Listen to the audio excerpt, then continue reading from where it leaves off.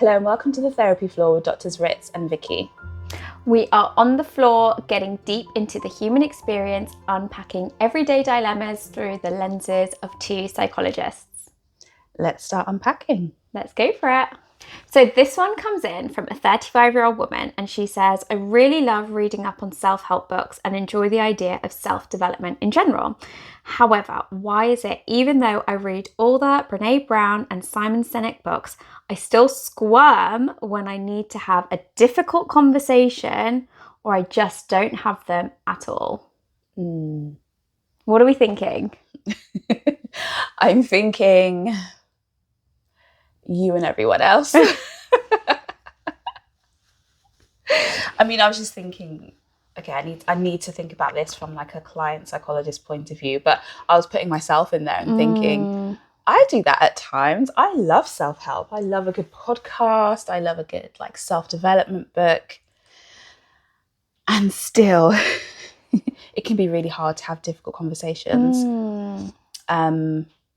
So I think this is something that I think actually it's meant to be hard, isn't it? Like when you think about having difficult conversations with people that you either love or maybe are intimidated by, like the stakes are high, and that's what makes it difficult, right? The stakes are high in terms of like the relationship and what the consequences of what can happen to the relationship. And that's why it's difficult. And maybe it's meant to be difficult actually. That's what I was wondering. Is it gonna ever be not difficult? Is that the aim, for it to not be difficult? That's a good question. Yeah, maybe she's thinking these conversations should be easy by now. Because I have this knowledge, because I'm doing the reading, because I'm doing the work. Yeah. Surely that's meant to take the emotional element out of it. But I don't think that's right. No, I don't think so. I don't think we ever can take the emotional element out. I don't think so either. I'm thinking of this word courage, and it's courageous to have difficult conversations, but courage being not an absence of fear, but acting in spite of the fear, acting even with the fear. That's what courage is, I think. So this will just, I think this is an inevitability, even though you may find yourself being more willing to have those difficult conversations, I don't think that they become less courageous in the attempt to have the conversation. Because you're defining the conversation as difficult, that makes me feel that it's going to be energized in some way, like emotionally charged. Okay. And I think it's going to then be emotionally charged because it's either important to you or it's important to the other person. Yeah. And so there's going to be not just your feelings at stake, but the other person's feelings at stake. And that's probably sometimes where the difficulty is. How do you navigate holding your own feelings? How do you navigate holding somebody else's feelings? Yeah. Not maybe coming across as like disrespectful or rude, but still trying to feel that you're validating yourself and honouring and staying true to yourself. Yeah. There's so many elements going around in this. And I wonder sometimes when because I also love reading books and learning. And I wonder sometimes when we pick these books up or we listen to something and we gain this knowledge, whether that almost feels like a manual, like in quite a robotic sense. Like, so now I know how to do it. This is what it should look like, and I should be able to do it like this. And on paper, it looks and sounds quite easy. Yeah. But actually, there's so many interpersonal like qualities at play. Yeah. That it's hard to just have like a manual that says do A, B, and C, and then the conversation will go like this: 1, 2, 3, and it will be very smooth sailing. Also, don't think you have control over how the conversation's going to go, do you? No, you can't. I think if you try to, then you'll lose the other person. Like you'll lose the connection and the contact you have with the other person.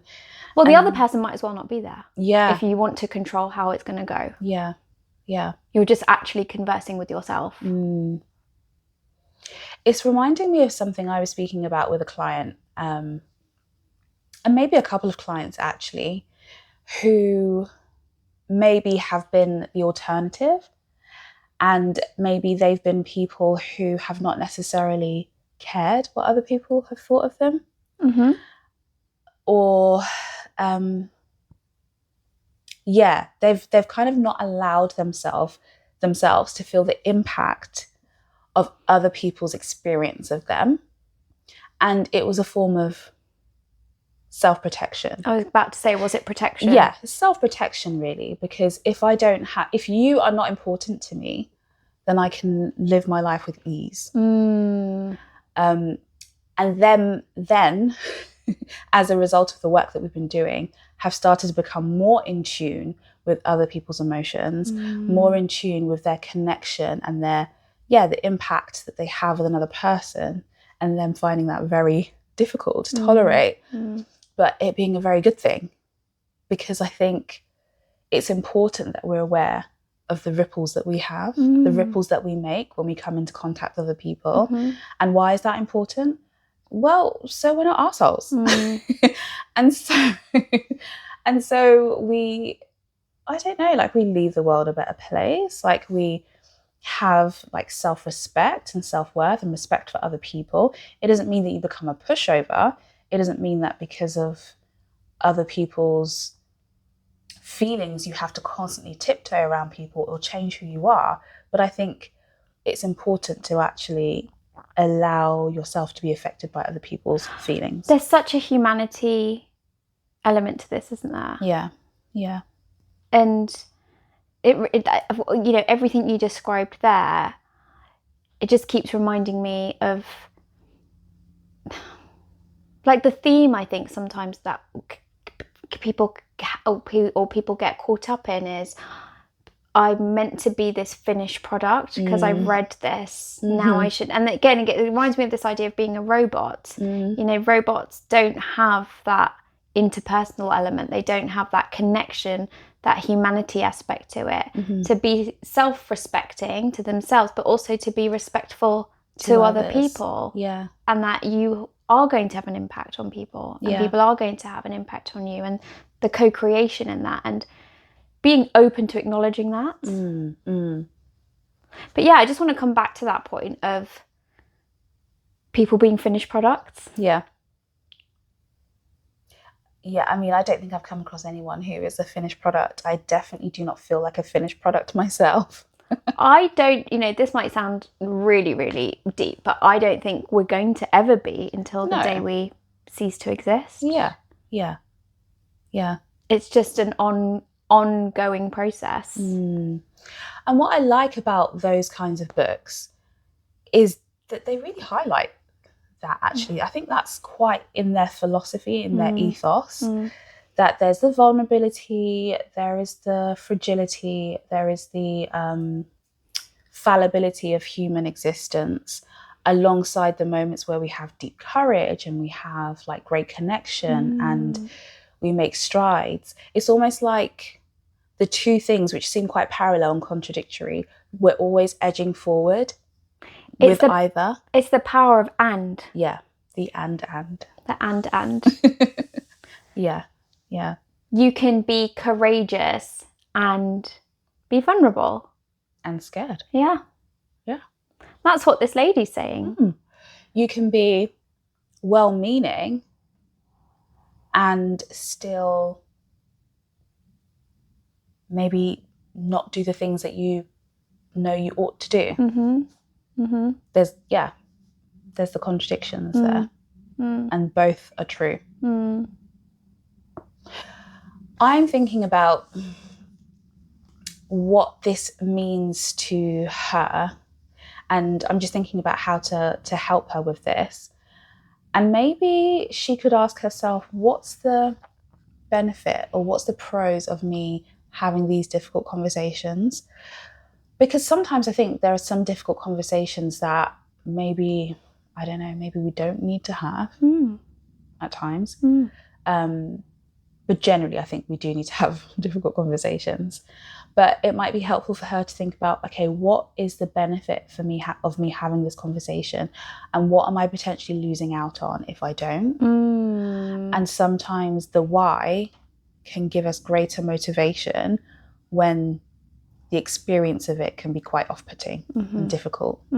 So, yeah. Getting back in touch with her intentions, which I think is always going to probably change depending on what the scenario is. Like, what's your intention behind having this difficult conversation? So the conversation may always be difficult if it, you know, coming back to it being emotionally charged, but what's your intention here? Is it to further connection? Is it to let the other person know how you're feeling? Is it to get anger out? You know, and there doesn't have to be a right or wrong answer to any of this, but just being more in tune with what your intention is behind it.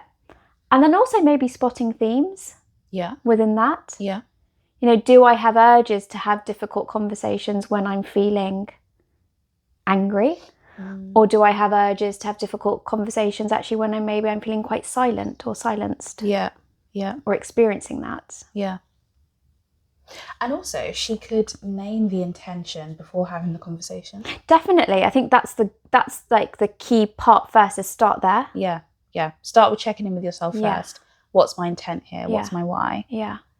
And then communicating to the person. Or not. Because I liked what you said there about, you know, it's good to have them, but we don't always have to have them. It doesn't always have to be a conversation. And so I liked when you said, you know, come back to the why, come back to the intention, let that guide you. And also, if you find yourself always being the one to be initiating these difficult conversations, I think that can be quite hard as well. And that can be quite draining. And it leaves me thinking, what's going on in your relationships in that people feel it's okay to leave this to you to do? And what happens if you don't have the difficult conversation? Will they step up? Or not? That could be something to think of as well. And then what does that do to the relationship when they don't? Does it feel like it's left in a certain place? It's a specific word I want to use here, but stale? Not even stale. Inauthentic? Inauthentic, that's it. Yeah. And some people are okay with that. I'm not. That was a really big sigh. I find it quite draining to be inauthentic. But I understand how it can be a way of survival for some people. Actually, I think it sometimes can depend on the situation as well. And like person. what's the greater context here of it? Because sometimes we might be doing it for almost like the greater good. If it's maybe like a relationship not just between two people, like a more systemic relationship. Like the workplace or family. I'm just thinking of, like, you know, family events where maybe some people feel like what my options are, I either go and I'm like inauthentic and fake, or I go and I'm myself, and that can be quite, you know, annihilating. Or I don't go. Do you know what it's making me think? I think that either way, when we're presented with a difficult situation or a difficult interpersonal situation, there will always be some level of discomfort. Maybe it's just about the discomfort that you're willing to choose and you're willing to tolerate. Is it the discomfort of a tense, awkward conversation? Is it the discomfort of being inauthentic? The discomfort of being misunderstood? Do you know what I mean? Like, we could go on and on and on, and maybe it's just about choosing which level of discomfort works for you. And tolerating that discomfort. Once you figure that out. Okay. We answered that one. I think we did. Thank you for sending that one in. Thanks. Should we move on to the next one? Yeah, let's do it. So our next dilemma comes from a 36-year-old woman. Are you ready? I'm ready. Okay. How can I navigate a difficult relationship with my mother? I'm grateful for everything she has done for me, but she has lots of toxic traits. For example, she's critical, has complete lack of self-awareness, and has a victim mentality. She's been in an unhappy relationship for decades and can't see how it's affected anyone but herself. And I think deep down, she envies her children a bit. How can I be respectful to her and protective of myself? Truth be told, I don't like her and I don't enjoy her company. Help. Wow. Yeah. Can I just say, I love this. Not because it's particularly pleasant for you to have written this or to be experiencing this, but I feel like there's a lot of insight in this. Do you know what? I genuinely, when you were reading it all out, Yeah. like how she sees her mum, Yeah. my first thoughts were, when did you learn that she was like that? Like how many years or months or weeks have you had that insight knowledge?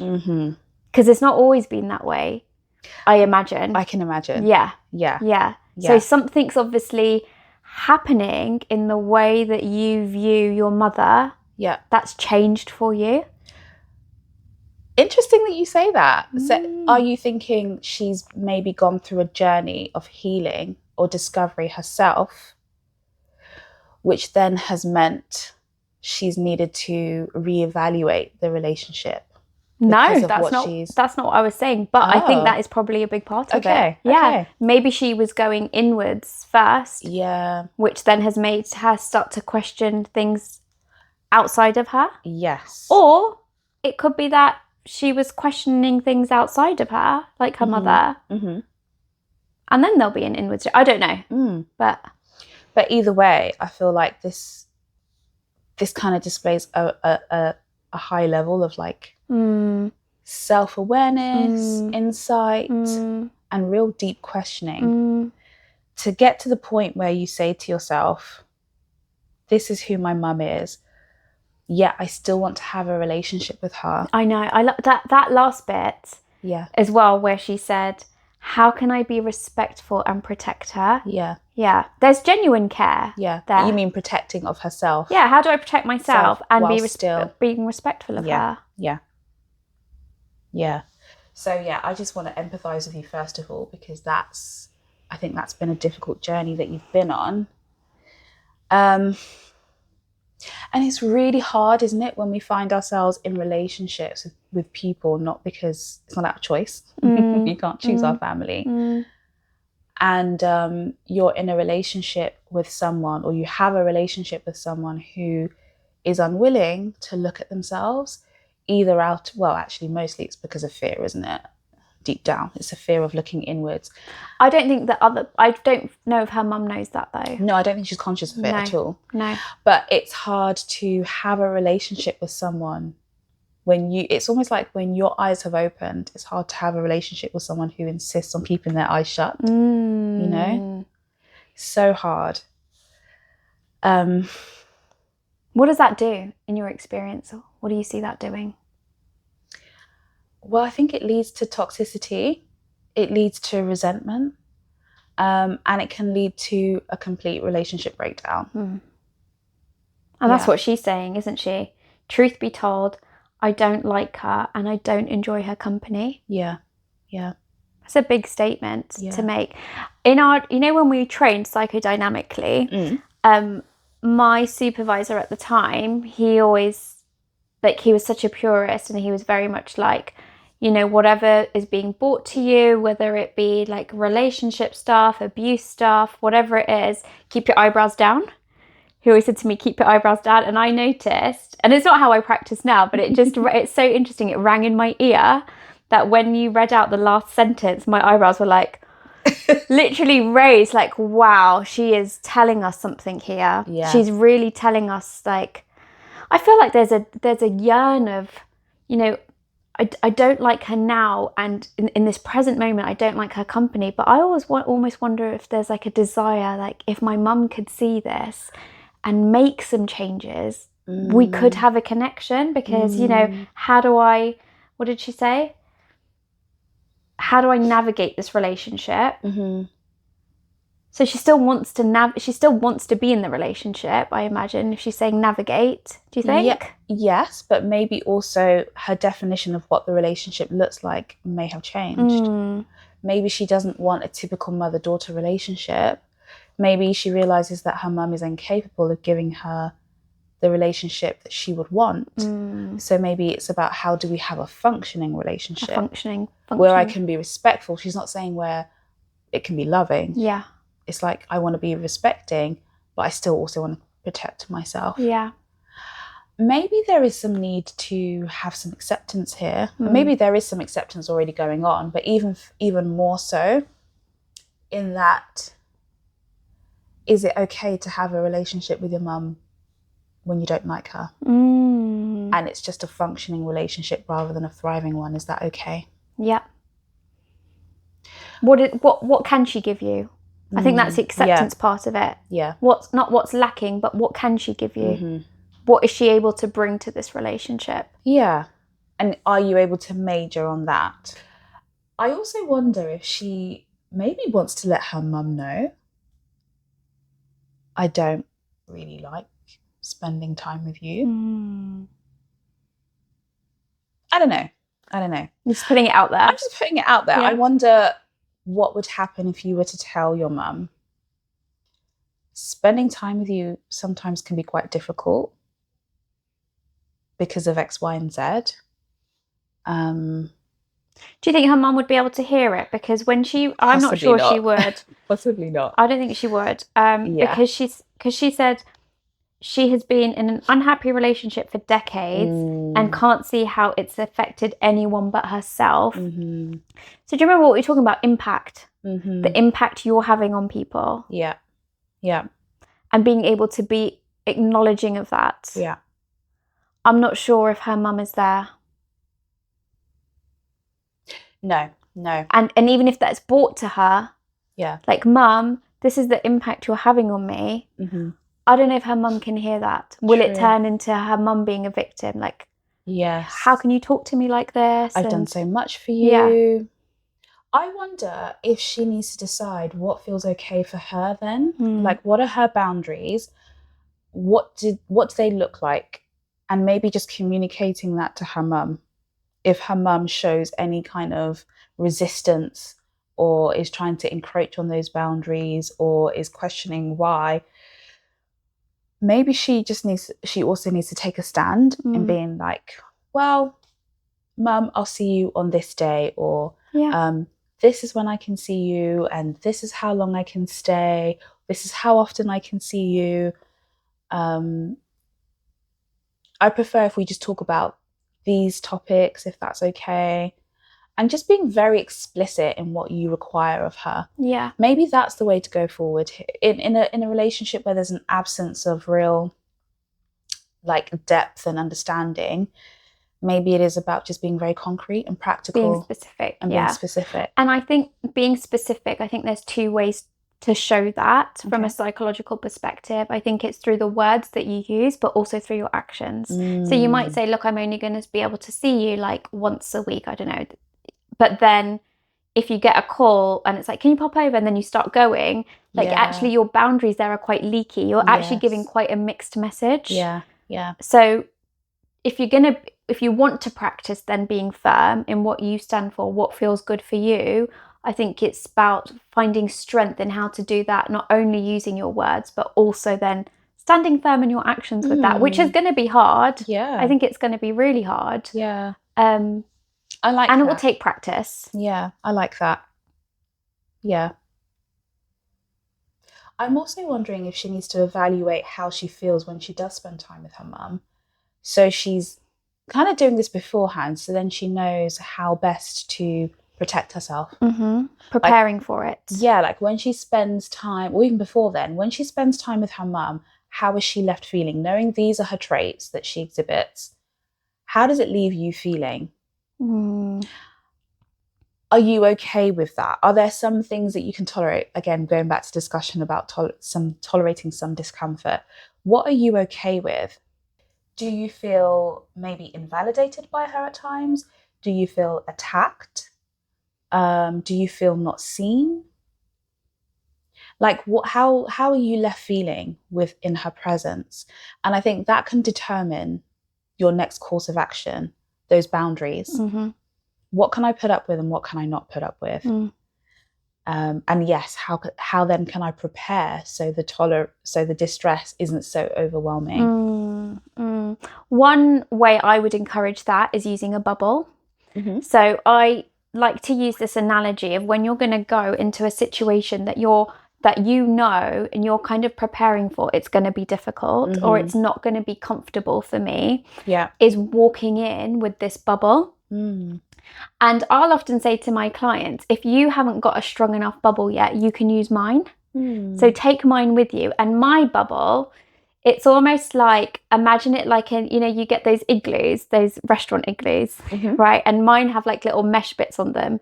So I get to decide, like, I'll open the mesh bit, what's going to come in, and I'll close the mesh bit, what's going to bounce off. Oh, I like that. So you're going in prepared, knowing that things are going to come at you, but you don't have to take it in. Like, you get to control the doors. Yeah. And if yours isn't equipped yet, use mine. Mine's quite equipped. I like that. Yeah. It's also making me think of something else. Dinner in an igloo one day? No, when you thought about bubble and protection, yeah. Originally I was thinking, oh yeah, that reminds me of when I went to go in and get electrolysis and it was so friggin' painful.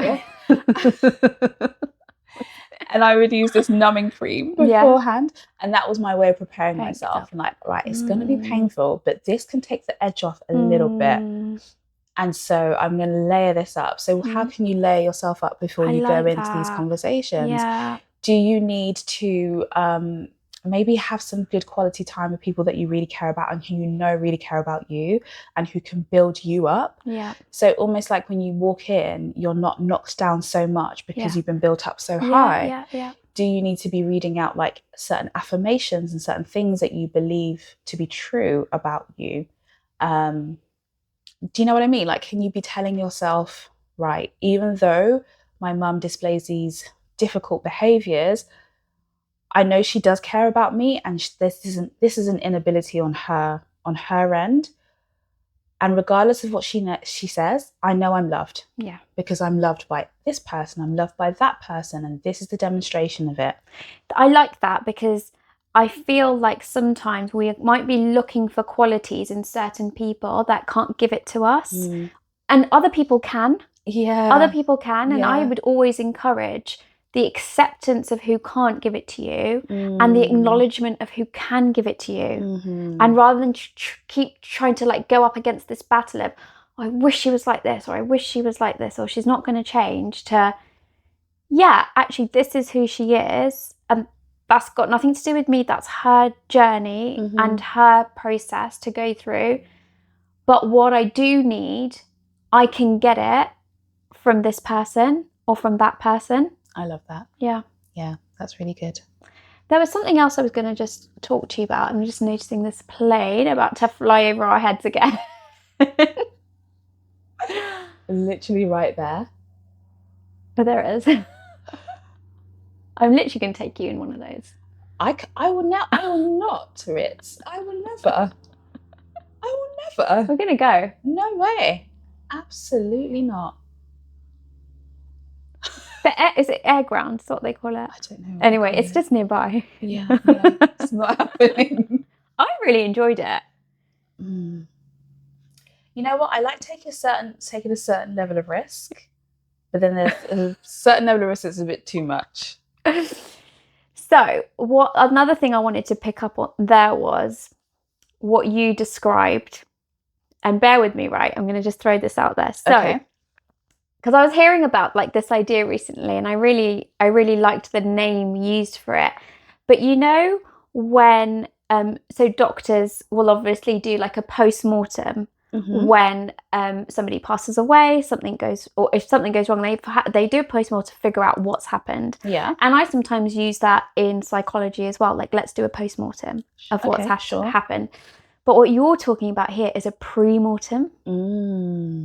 Let's think about what could happen. And what's your armour? Yeah. How are you going to equip yourself Yeah. before you go in? I like that. Yeah. I was going to ask something really stupid. No, go on. I was going to say, are pre-mortems an actual thing? I don't know. I heard Of course it. they're not. Oh, okay. No, of course not in a medical sense. But somebody must have used that phrase somewhere, and it's. Yeah. I can't remember where I heard it, but Yeah. I just remember thinking like, oh, I like that because I use post-mortem a lot. Yeah. I use that phrase. Like, I like the idea of protection. You're protecting yourself. You're like putting on an armor. Yeah. Or the bubble. Yeah. Yeah.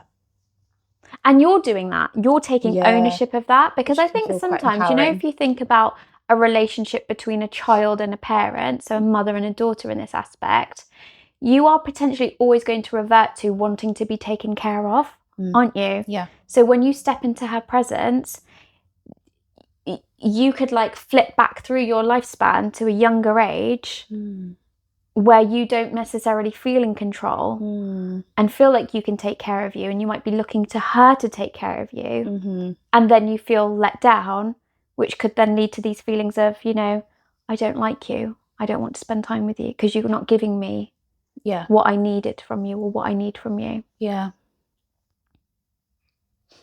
Do you know what that's also making me think of? That's making me think of like Gestalt therapy and the like talking to a part of yourself or talking to your inner child. The chair work. And how powerful that can be. It's so powerful. And I wonder if she has experienced this, for her to get to a place where she's able to say, this is who my mum is actually. And actually I don't really like her. But yeah, I still want her to be in my life. I wonder whether she's gone through some reparative work there and parenting herself and giving herself what she wished her mother could have given her at a younger age. Yeah, holding the younger part of herself, not rejecting it. Yeah. Any other thoughts on that one, or do you think? I don't think I have anything else. No, other than I just want to commend this person as well. And I know I kind of made a little bit of a joke at the beginning to say, are you ready for this one? But I think there's a lot of deep respect. Yeah, you were coming from it from there, weren't you? Yeah. But well, my eyebrows raised. Yeah. So.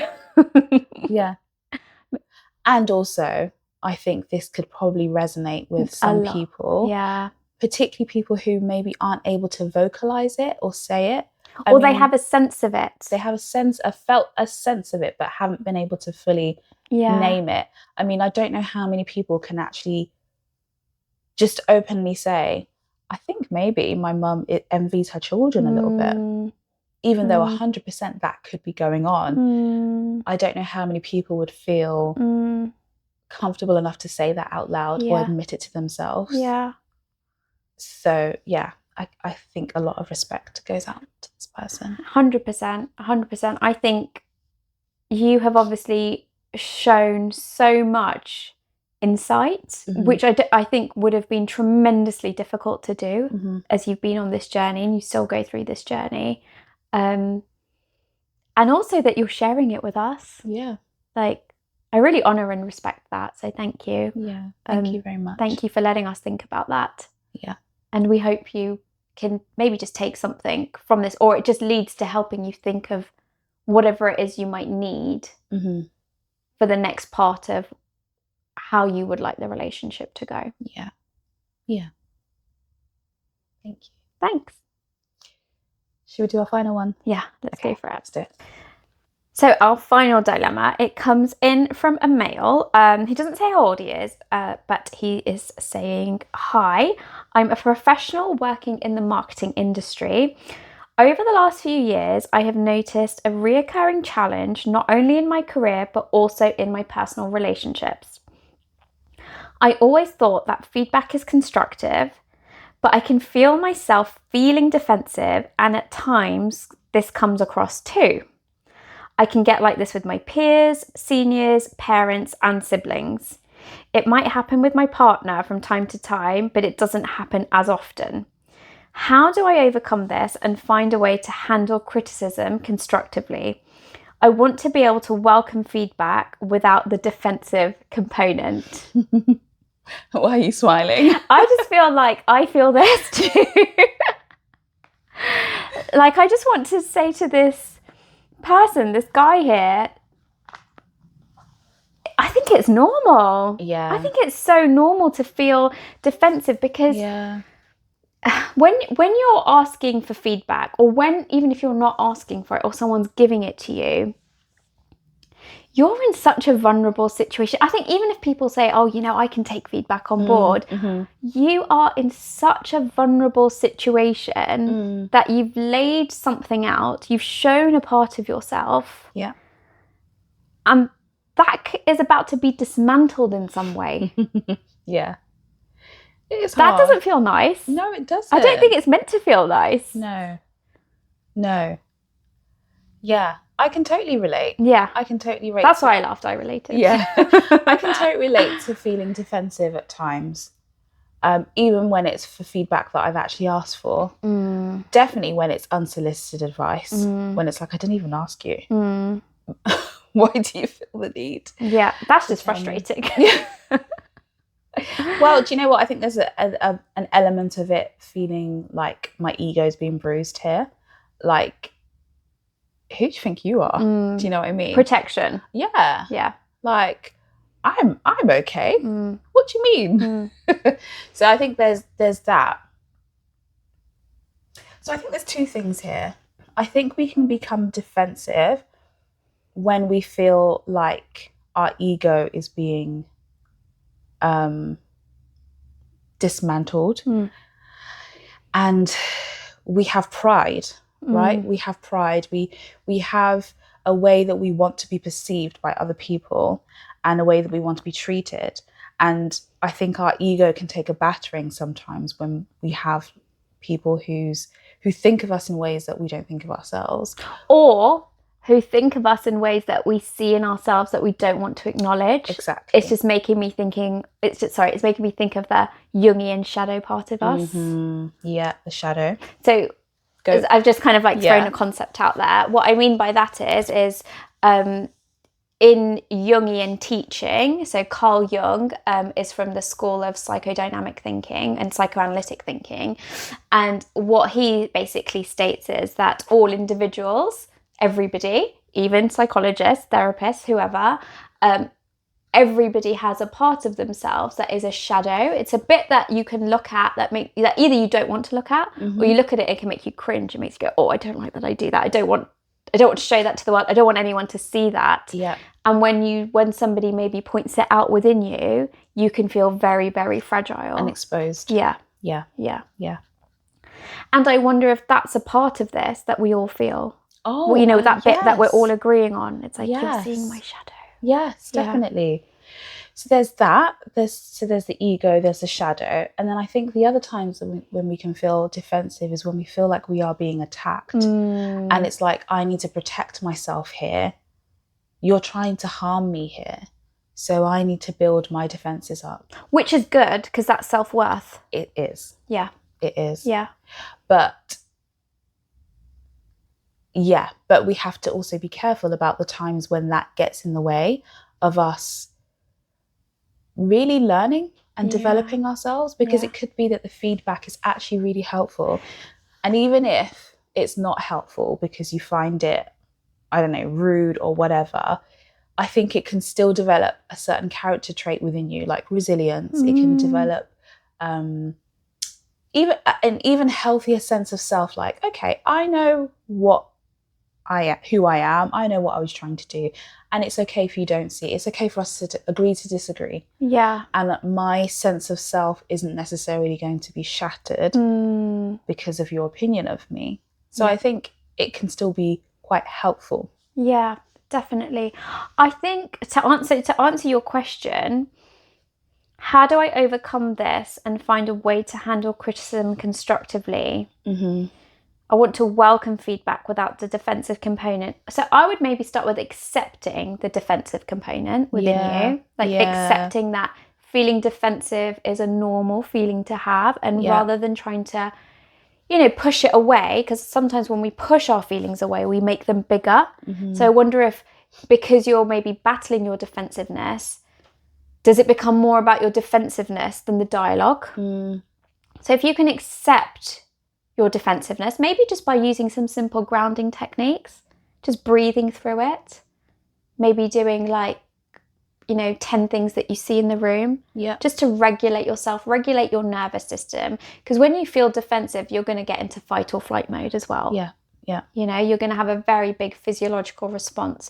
So I think if you can do something that's grounding and calming, whether that's taking a few deep breaths or naming 10 things that you see in the room around you, just to bring you back to your present moment and to tell yourself you're safe, nothing's happening right now, you're okay.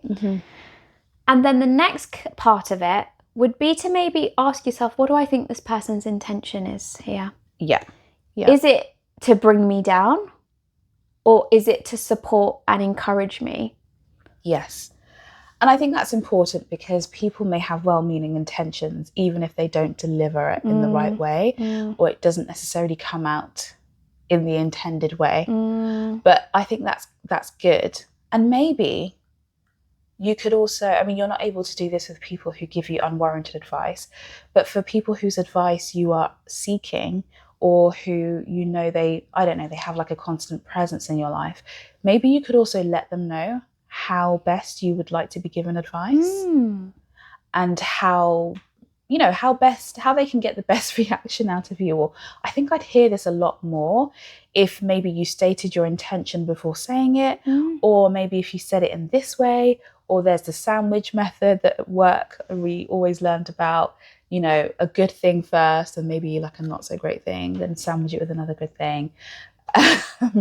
maybe like that. So maybe be empowered to tell people or to educate people how best to communicate with you. Yeah. Take some ownership over it. Accept that you are someone who can be quite defensive. Accept that this is you. Because I think, you were just talking about the shadow self. And we want to encourage people to integrate, don't we? Hug your shadow. We want to encourage you to embrace that side of you, because that is part of you. You don't need to hide it. And so accept that maybe this is an area of, I don't want to use the word weakness, but maybe this is an area of vulnerability for you. And growth. And potential for growth. Yeah. So take ownership of that and say, right, this is going to be hard for me. I know this is an area that I struggle with, but I still want to hear feedback, like you're saying, but would you mind delivering it in this way for me? Yeah, and I think the delivery can be different for different people. Oh yeah, definitely. So for me, for example, I'm quite happy to share this. When me and my husband have very different ways of communicating with each other, and sometimes I don't hear him and what he's saying because of the delivery, and sometimes he doesn't hear me because of the delivery. And once we kind of like figured that out, and for me, I recognize tone is so important for me to hear something. Yeah, like the tone has to be quite specific. Yeah, otherwise something's going to happen in me that I'm going to just shut down. And for him, it's a different tone that he needs. Yeah, but we've been able to communicate that with each other over time. It's taken a lot of time to get there, but we've been able to get there now. Yeah. And it'll be a work in progress. But when something's delivered in a specific tone by him to me, I'm able to be like, okay. I hear you. And what you're saying is a bit tricky. Yeah. But I can hear it and it will land somewhere and I'll take my time with it. And it's also making me think of like myself and how I can take different types of delivery and it may be different for another person. So for example, someone who may come to me with something that they want to be critical about, but then they beat around the bush, or they're like very appeasing and they're like, please don't take offense. And I know this may not come across well. Don't do that to me. Like it gets my back up already, because I'm like, don't treat me like I'm fragile. But if someone were to even inject a little bit of humor into it, or even be very like straightforward and blunt, as you can be with me sometimes. Yeah. But actually, I was going to say, I think earlier on, I said, I think you're going to find this really rude. And you were like, just say it. Yeah. If you do that, going to hear it, and Yeah. I'm even going to welcome it. And so it just reminded me of times where I've had to learn my clients or even my friends, my family, my loved ones. I've had to learn them and they've had to learn me. And, you know, what I will often say with people who I feel like can tolerate this in the therapy room is where I can inject some, I think I can be quite sarcastic. I don't know, my humor is a bit like, I don't know how to describe it. But anyway, I will say to them, okay, incoming, just prepare yourself. This may not land well, but I'm giving you the warning right now. Yeah, you're preparing them. I'm preparing them. And then I think because there is also that level of trust that Vicky means well. Yeah. And she also knows I can handle it. Yeah, she's not here to just... I'm not here to shred, I'm not here to shred you to pieces. And I also acknowledge that I may not say it the right way. Yeah. And that gives you permission to say, ouch, that hurt. And yes, that landed in the complete wrong place. Rectify that statement again. And I can hold my hands up and say, okay, maybe let me say it like this. So yeah, it's a learning, isn't it? Learning of yourself, learning other people, and other people learning you, and just really taking ownership of that process.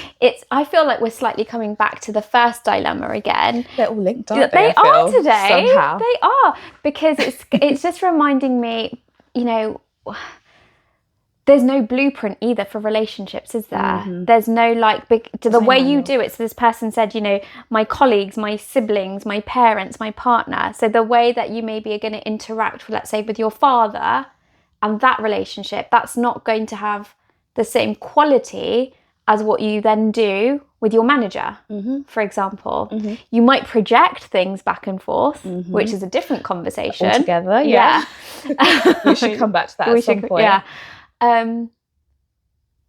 But the creation and the understanding of each other and the trust within that's very individual, isn't it? Per person. Yeah. Per relationship that you make. Yeah. Yeah. What are you thinking? No, I'm just thinking that I'm hoping that people can see the humanity and the shared experience that we all have. Like, it's tough out here. Yeah, we're all trying, and I'm just hoping that people can see themselves in this, either in being the recipient or maybe in being the person who's giving the delivery, and how they can be more mindful again of how they impact other people.